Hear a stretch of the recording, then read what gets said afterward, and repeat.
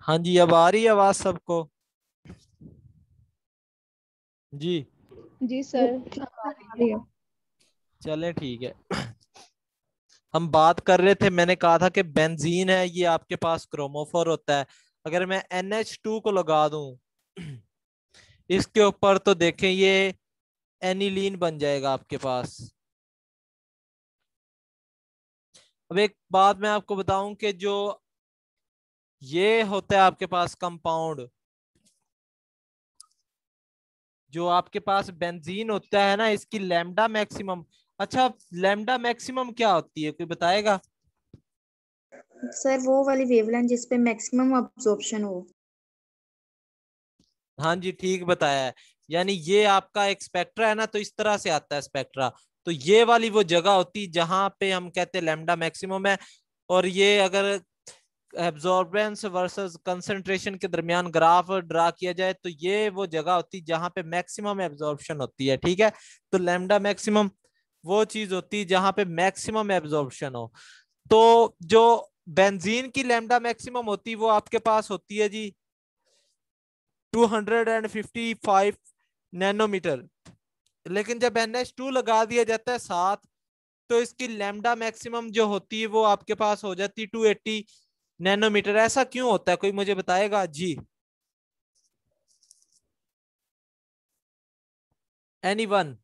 के wavelength increase क्यों कर गई? हाँ जी, डिक्रीज भी तो कर सकती थी, बताएं।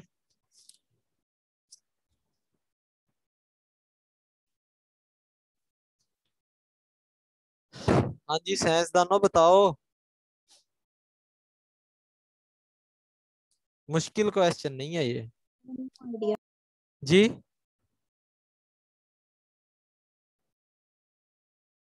सर आप बता दें। चले, मैं तो बता ही दूंगा ना फिर। देखें, एक बात मुझे बताएं, जब बेंजीन था उसके रेजोनेटिंग स्ट्रक्चर कितने होते हैं? 5 होते, 6 होते हैं? हाँ जी, कितने होते हैं बेंजीन के 5 रेजोन? होते हैं। 5 होते 5। हैं। लेकिन अगर मैं NH2 भी लगा दूं, तो ये भी रेजोनेशन में पार्टिसिपेट करना शुरू कर देगा या नहीं करेगा? आपको पता है इसके पास लोन पेयर होता है, ये लोन पेयर अपना इधर देगा, और ये जो इलेक्ट्रॉन्स होंगे इसके इधर आएंगे। समझ आ रही बात या नहीं आ रही? हाँ जी, रेजोनेटिंग स्ट्रक्चर इंक्रीज कर जाएंगे या नहीं करेंगे, बताएं। कट जाए।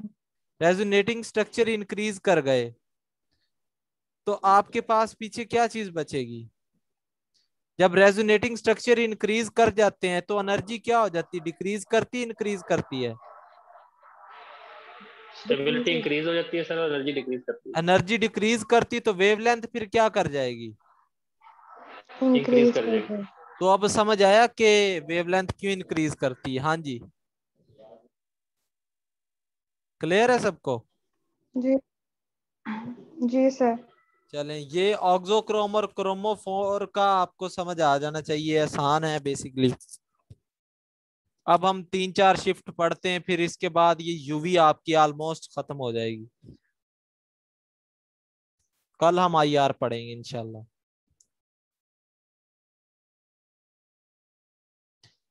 अच्छा, एक बात देखें, ये हमारे पास है, मैं एक स्पेक्ट्रा से समझाने की कोशिश करता हूँ। ये हमारे पास इस तरह से स्पेक्ट्रा आया है जी, यूवी विजिबल का। तो आपने याद ये ऐसे रखना है, ऊपर अगर जाएंगे ना हम, तो हाइपर, हाइपर का मतलब आपको पता है ना, हाई। जो बंदा ज्यादा हाइपर हो जाए, गुस्सा करने लग जाए, समझ आ रही बात या नहीं आ रही? जिसका BP बढ़ जाए, हाइपर हो गया जी। तो हाइपर से आपने ये याद रखना है, कोई चीज बढ़ रही है।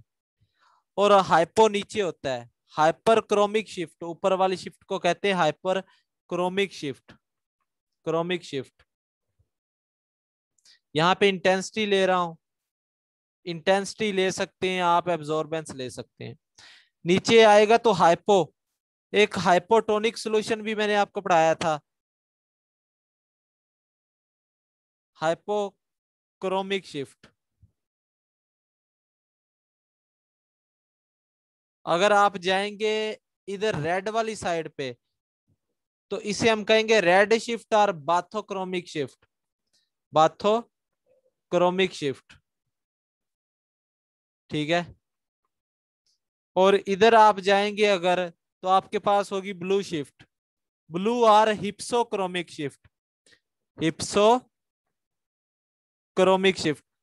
तो अब मैं इधर वैल्यूज लिखने लगा हूं, इसको अच्छे से समझिएगा, पेपर में ये पूछा था 2017 के, और इंतहाई आसान है क्वेश्चन। ये आपकी लैम्डा मैक्सिमम है। अब देखिए यहाँ पे मैंने वेवलेंथ और इंटेंसिटी या एब्जॉर्प्शन के दरमियान ग्राफ ड्रा किया। ये वेवलेंथ 50 है, ये 60 है, ये 70 है, ये 80 है और ये 90 है। अब मुझे एक बात बताएं, लेफ्ट टू राइट जाते वक्त वेवलेंथ इंक्रीज कर रही है डिक्रीज कर रही है?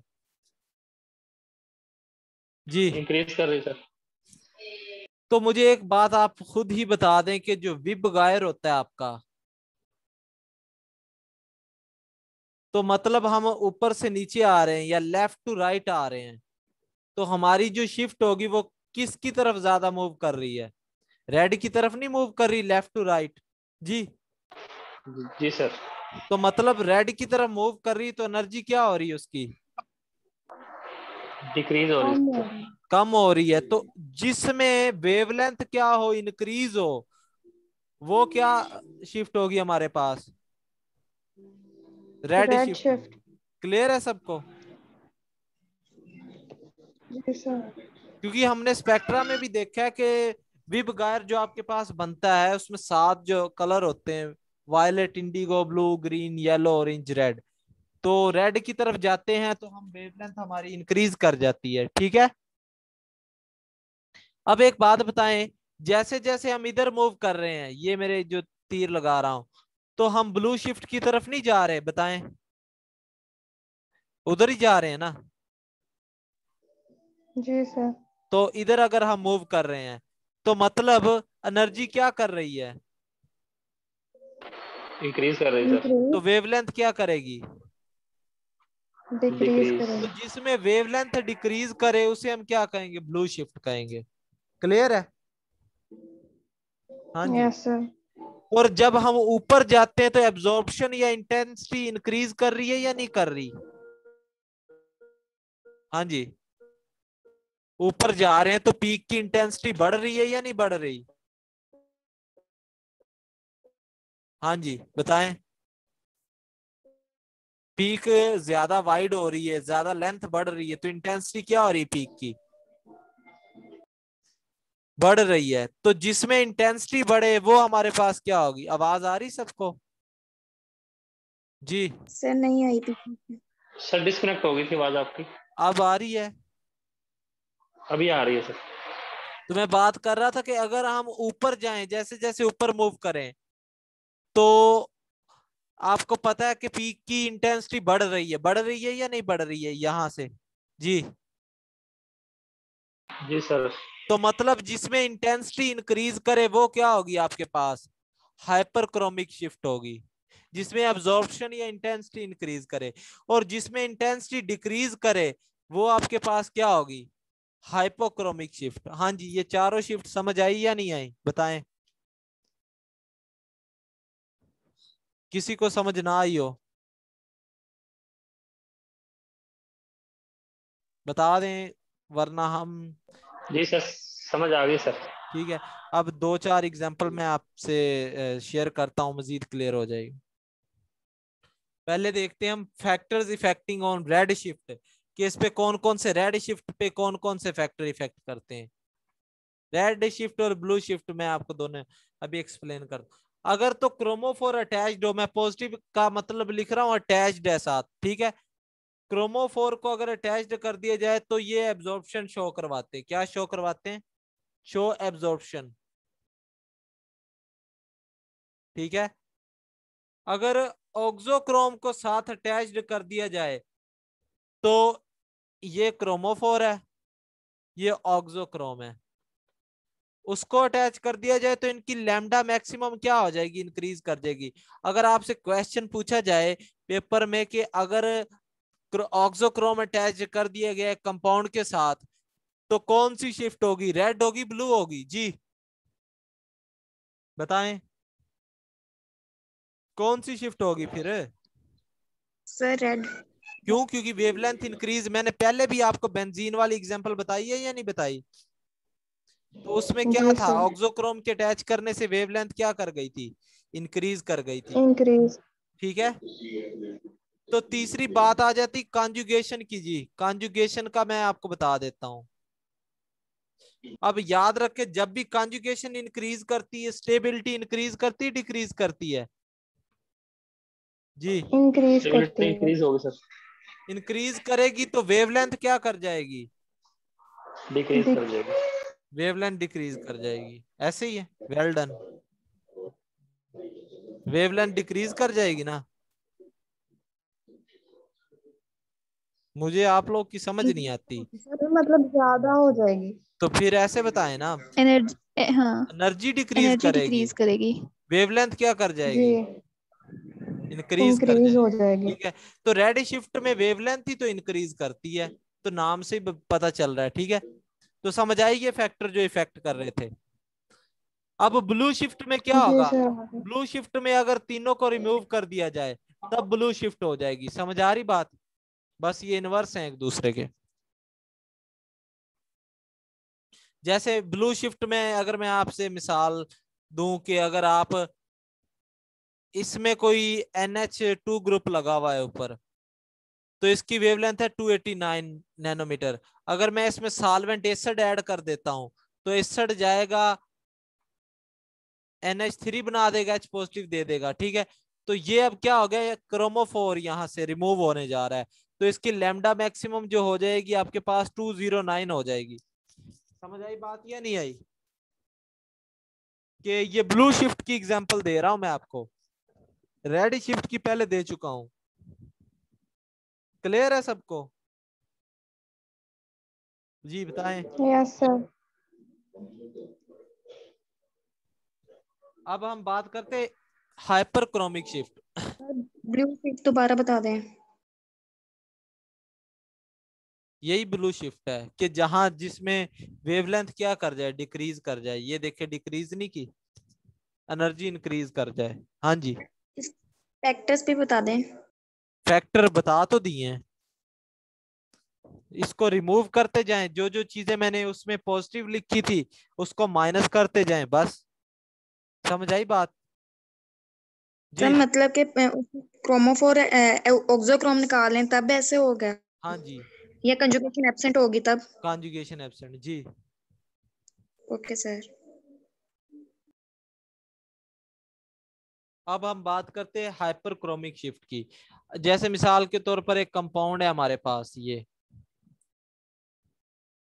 इसकी जो एप्सिलॉन आर होती है एब्जॉर्प्शन को शो करवाती, पहली बात याद रख लें। मैंने इसकी डेफिनेशन भी बताई थी आपको। एब्जॉर्बिटिविटी, इसकी जो एब्जॉर्बिटिविटी होती है वो 2750 होती है। ठीक है, अगर इसमें मैं CH3 ग्रुप ऐड कर दूं तो क्या होगा, तो CH3 ग्रुप यहां पे लगेगा तो इसकी जो एब्जॉर्बिटिविटी होगी वो 3660 हो जाएगी। मतलब कि इसकी जो एब्जॉर्प्शन थी वो क्या कर गई है, इंक्रीज कर गई है। तो आप मुझे बताएं एब्जॉर्प्शन किस में इंक्रीज करती है, हाइपरक्रोमिक में करती है। ठीक है, क्लियर है सबको? जी जी सर। लास्ट है हमारे पास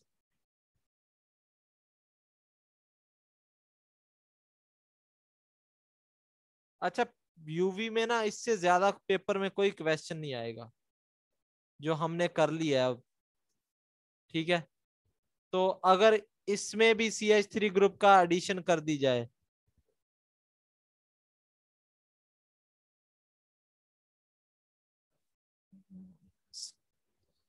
तो यहाँ पे CH3 ग्रुप लग जाता है। ठीक है, तो इसकी जो एब्जॉर्बिटिविटी थी वो 9000 थी, 19,000 थी, सॉरी। और ये रह गई आपके पास 10,250।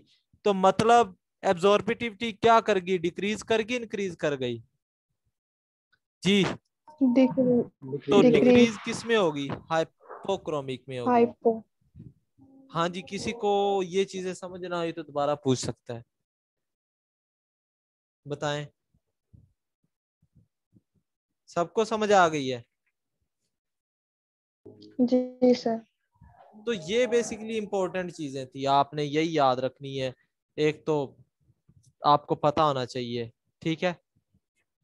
आगे एक इफेक्ट आपको मैं बताता हूँ थोड़ा सा, कि कॉन्जुगेशन का क्या इफेक्ट होता है। अब देखे, हम ना इनके एनर्जी लेवल ड्रा करते हैं। ये है आपके पास इथाइलिन का, थाइलिन का है। और उसके बाद आ जाता है ब्यूटाडाइन का।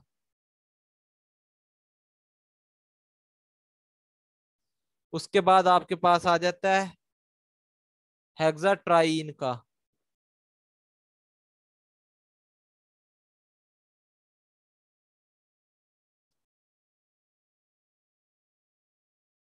उसके बाद आ जाता है ऑक्टाटेट्राइन, ठीक है।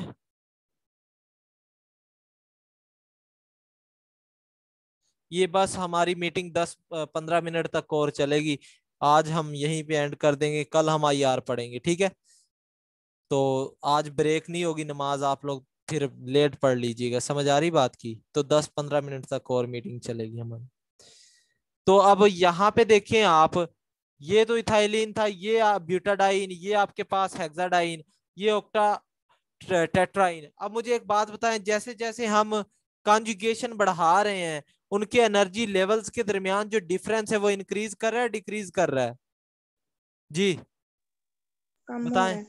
कम हो रहा है, तो मतलब डिक्रीज। एनर्जी क्या कर रही है, डिक्रीज कर रही है या नहीं कर रही, ये वाली जो एनर्जी है कॉन्जुगेशन के लिए, बताएं। यहां देखें ये कितनी ज्यादा है, और यहां देखें, हाँ जी, डिक्रीज कर रही है ना। Yes sir. तो मतलब एनर्जी कॉन्जुगेशन बढ़ाने से उनका एनर्जी लेवल्स का डिफरेंस कम हो जाता है, जिसकी वजह से एनर्जी क्या हो जाती है, डिक्रीज कर जाती है। एनर्जी के डिक्रीज करने से वेवलेंथ क्या कर जाती है, इंक्रीज कर जाती है। इंक्रीज कर। तो ये कॉन्जुगेशन का इफेक्ट था, क्लियर है। अगर आपसे पूछा जाए सॉल्वेंट का इफेक्ट, तो वो भी चलें थोड़ा सा बता देता हूं।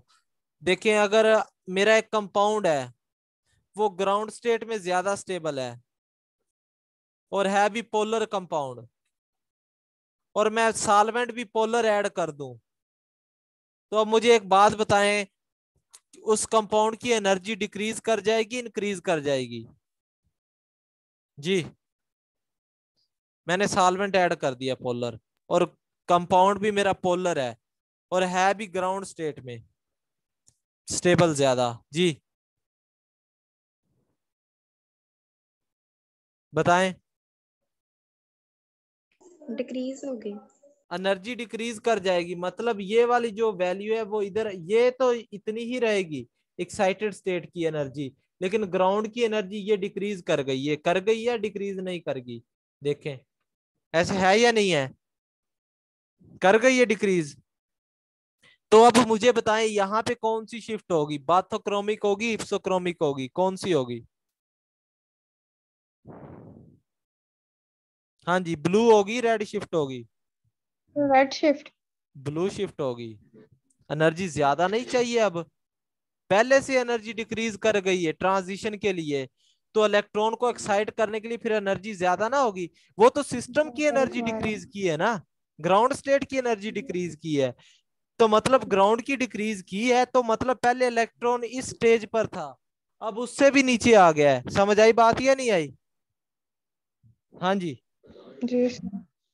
तो अब एनर्जी ज्यादा चाहिए इलेक्ट्रॉन को, क्लियर है। ये पॉइंट सॉल्वेंट का इफेक्ट, हाँ जी।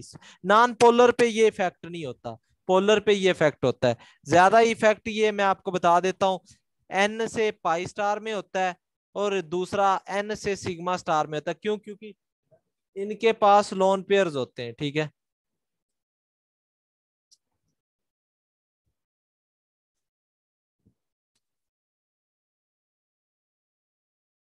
I R study, I R क्या पूछ रहे हैं आप? IR अभी हमने नहीं पढ़ी।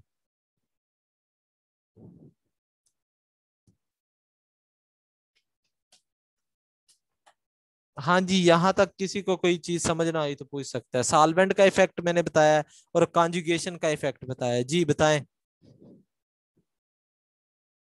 किसी को यूवी विजिबल हमने एंड कर दी है। हाँ जी, कोई क्वेश्चन है तो पूछ सकता है, जो आपके लिए बहुत ज्यादा इंपॉर्टेंट थी।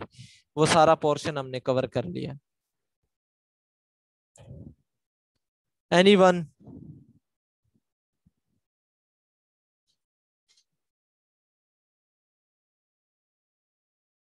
लास्ट जो मैं आपको बताने जा रहा हूं, इसका थोड़ा सा स्पेक्ट्रा का इंट्रोडक्शन बता देता हूं। इसका स्पेक्ट्रा ना इस तरह से आता है, इस तरह से। कभी आप लोगों ने नोट किया हो या लिया हो स्पेक्ट्रा? यहाँ पे 2 लैम्डा मैक्स, ये लैम्डा मैक्सिमम है। अब मुझे एक बात बताएं कि NMR का अगर हम स्पेक्ट्रा लेते तो वो इस तरह से आता है, शार्प आता है। क्या आता है? शार्प। शार्प समझते हैं? और यहाँ पे आ रही ब्रॉड पीक्स आ रही हैं। कौन सी पीक्स आ रही हैं? ब्रॉड पीक्स आ रही हैं। लेकिन ये शार्प होता है, सिंगल लाइन वाला स्पेक्ट्रा।